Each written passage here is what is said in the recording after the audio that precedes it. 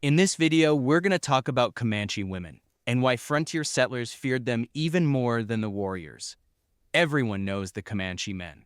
Fearless riders, ruthless raiders, the most dangerous fighters on the American plains. But here's what history quietly left out. The men weren't the ones captives truly dreaded. It was the women waiting back at camp. We're talking about torture that stretched for days, brutal power struggles that the warriors refused to interfere with, and the level of calculated cruelty that left even hardened Texas Rangers shaken. By the end of this video, you'll see that the women, overlooked, underestimated, and often forgotten, were in many ways far more vicious, relentless, and terrifying than the warriors who rode into battle. In 1840, a young Texan boy named Booker Webster witnessed something he would carry with him for the rest of his life. He had been taken captive by the Comanche a few seasons prior, and by then he had learned much of their language and customs. On this particular day, something in the camp shifted entirely. Several tribal leaders have been killed by Texans during what was supposed to be a peaceful council meeting, an event the tribe viewed as an unimaginable, unforgivable betrayal. The wailing began almost immediately. As the cries grew louder, Booker observed the warriors doing something that shook him deeply.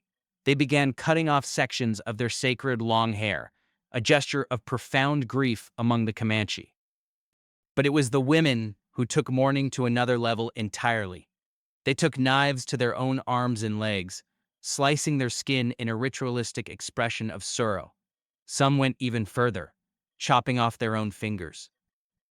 Others mutilated themselves so severely that they died from their injuries.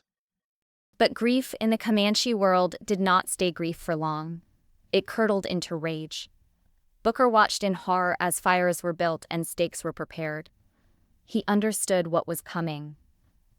More than a dozen white captives, mostly women and children, had been gathered. Booker himself was spared. A Comanche woman had adopted him into her family and loved him as her own. The others were not so fortunate. And here is the part that surprised everyone who witnessed it, including Booker. The torture was not carried out by the warriors.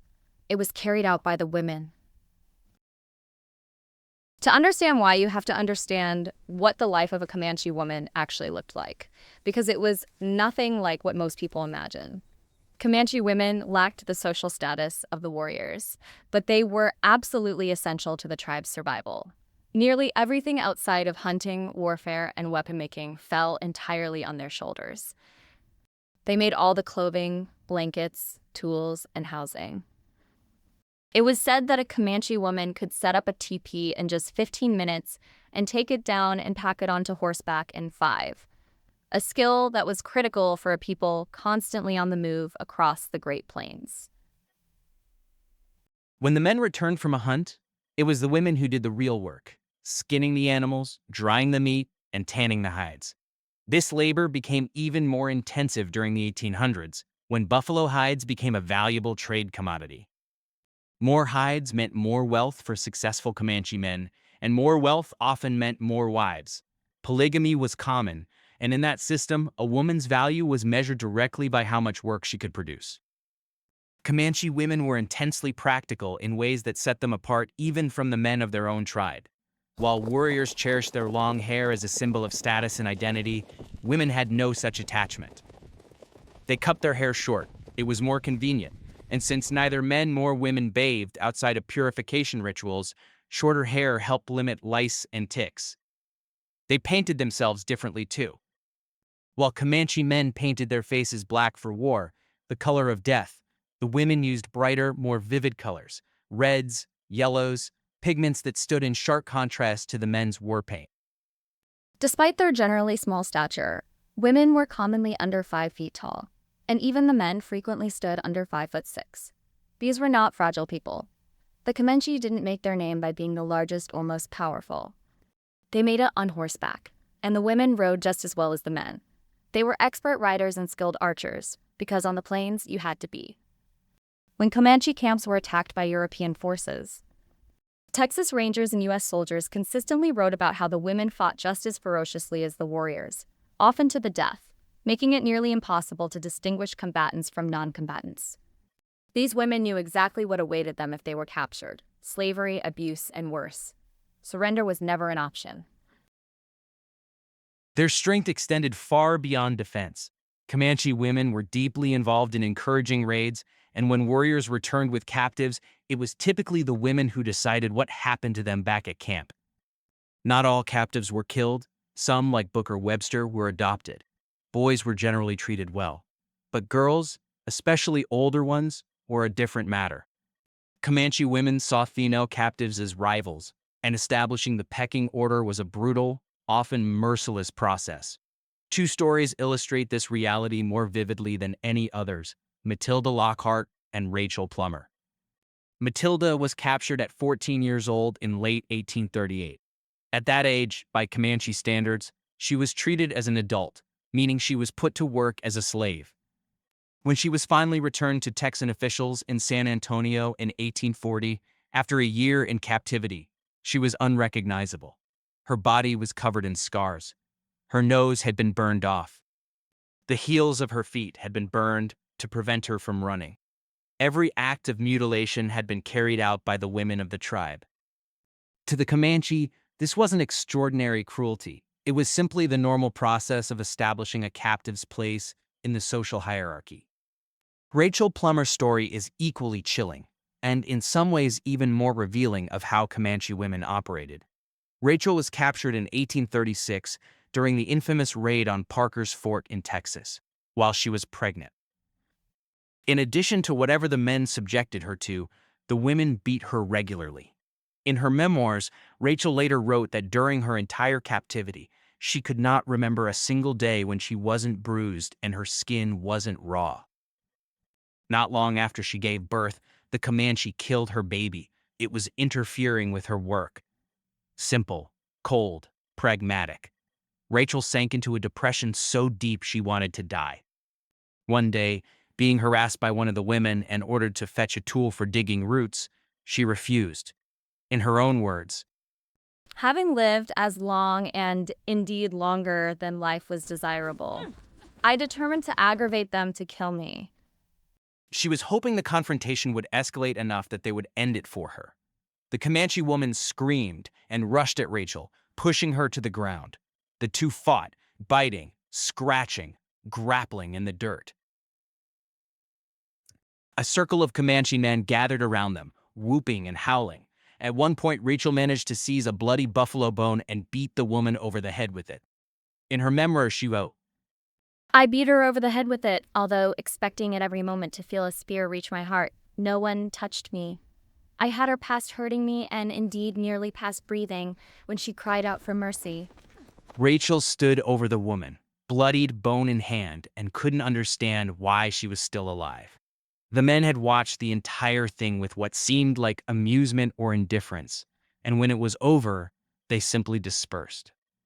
They didn't intervene, didn't punish Rachel, didn't even seem to care. It baffled her completely. But the fighting wasn't over. An older woman in the tribe, insulted by what Rachel had done, moved to establish dominance over her. She ordered Rachel to gather straw, intending to burn her alive. Now, having decided she actually wanted to live, Rachel refused again. The old woman started a fire, and the two fought viciously beside it. At one point, both of them were badly burned as the woman tried to force Rachel into the flames. The men watched, amused, unhurried, completely unwilling to intervene. As the struggle continued, they broke one of the lodge poles supporting a teepee. Rachel, injured as she was, won again.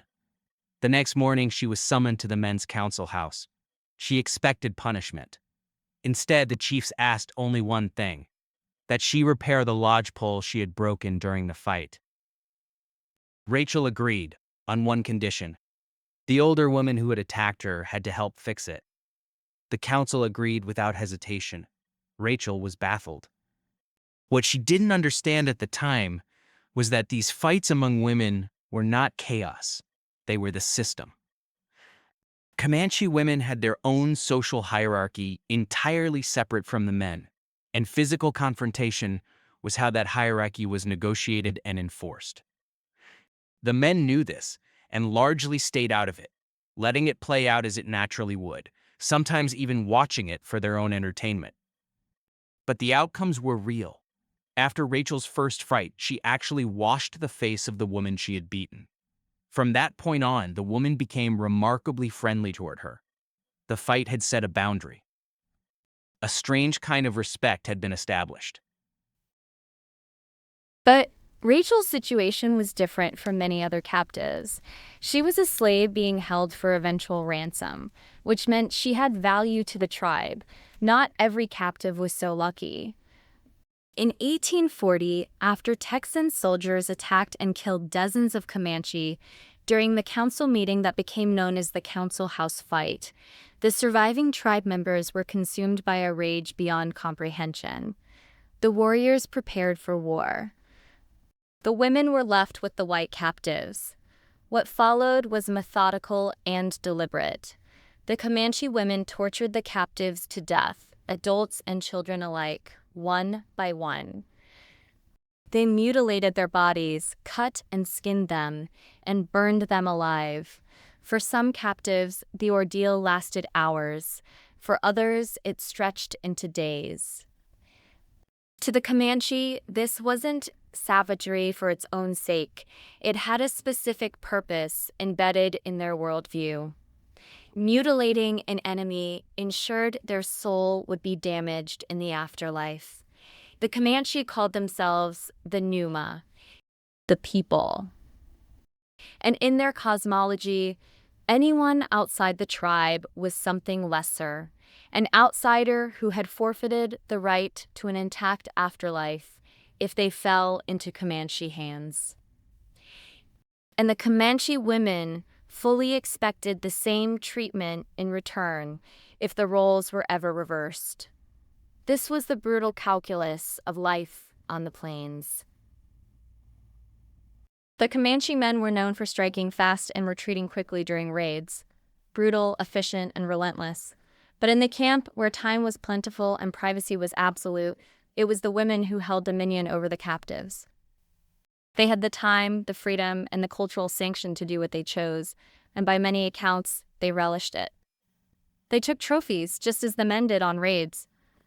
For settlers on the Texas frontier, the fear of Comanche capture was constant and consuming. But among those who knew the customs, who had witnessed what happened to captives who made it back to camp, there was a particular, specific dread. Not of the warriors, of the women waiting for them. The story of Comanche women forces us to confront a history that is far more complex and far darker than the simplified version most of us were taught. These women were not passive figures in the background of someone else's war. They were riders, fighters, survivors, enforcers of a brutal social order. And in the space of the camp, where the warriors' war was brought home, they were the ones who wielded the final, terrible power over life and death. History forgot them. But the people who lived through it never did.